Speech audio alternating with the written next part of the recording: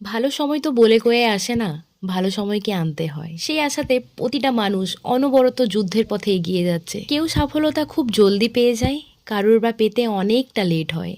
তো সেই লেটের জন্য অনেক মানুষ হতাশ হয়ে পড়ে, অনেক মানুষ অনেকের কাছ থেকে প্রচুর পরিমাণে আঘাত পায়, কষ্ট সহ্য করে, তারপর একটা টাইমে এসে সে থেমে যায়। সে বুঝতে পারে না আসলে তার কোন দিকে যাওয়া দরকার, কোন রাস্তায় তার হাঁটা দরকার। খুঁজেও পেতে পারে না, কেউ সাহায্য করে না সেই টাইমে। না কোনো বন্ধু, না কোনো ফ্যামিলি মেম্বার্স, না কোনো আত্মীয় স্বজন, না আদার্স কেউ কেউ আসে না সাহায্য করতে সেই টাইমে।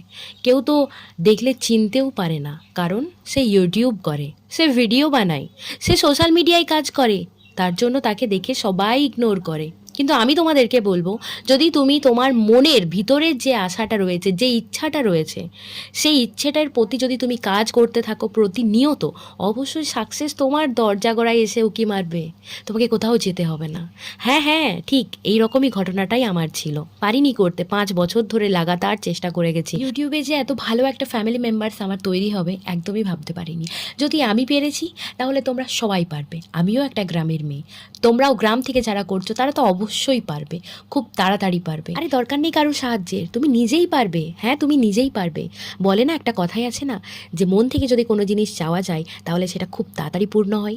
পুরো বিশ্ব তোমার কাছে সেই জিনিসটা এনে দেওয়ার চেষ্টায় থাকে। এই ভিডিওর কথা বলতে বলতে তো ভুলেই গেছি, আজকে আমি আমার ডেলি রুটিনটা একটু তোমাদের সাথে শেয়ার করলাম। ভিডিওটা কেমন লাগলো বা এই মিনি ব্লগটা জানিও কিন্তু। আর হ্যাঁ, কারোর কথায় কান দিও না, শুধুমাত্র নিজের কাজটা করে যাও, দরকার নেই কোনো বন্ধুর।